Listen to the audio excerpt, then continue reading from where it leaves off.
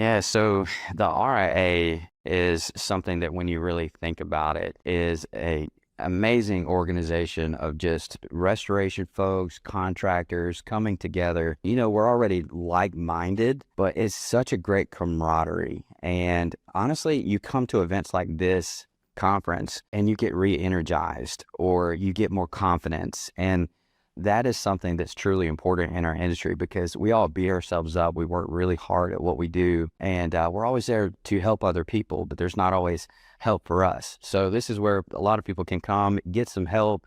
That confidence is a huge thing. And there's so many people at the RIA, especially the instructors for the special designations, that pour so much into you. And they actually told me something, and this is the main point of why the RIA is important to me. And they were like, listen, if you're going to get a lot out of the RIA, you need to pour some back into it. And then another one said something along the lines of, you always continually should be learning. And if you finally reach that point where you think you're at the pinnacle and you've reached as high as you can go, it's time to get out of the industry, if that's how you feel, because you should always be learning, always be growing, and then help others out.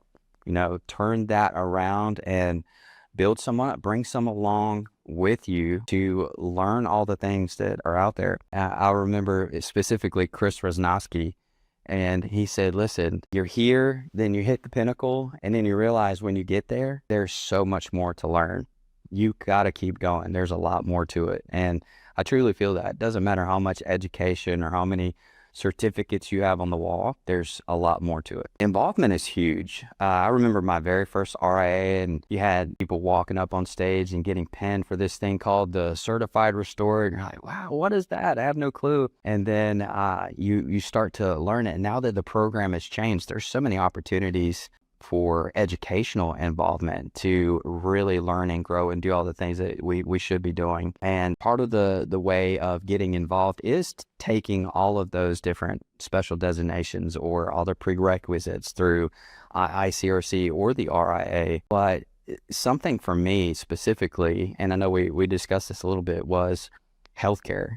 You can pick out through like the ERS program, environmental risks that will help you in your everyday jobs. So the RIA is helpful in a lot of different ways of helping you be better at your job.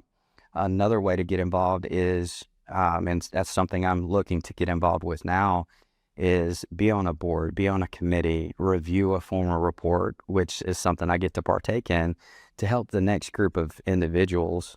And I'm still new in the program, so it's not like I've been doing it for 20 years, to become those certified restorers, if you will, through the 4-pillar designations. So pretty excited to where the future is going and what's next. I'm ready to get more involved, and I'm talking to the right people to do that.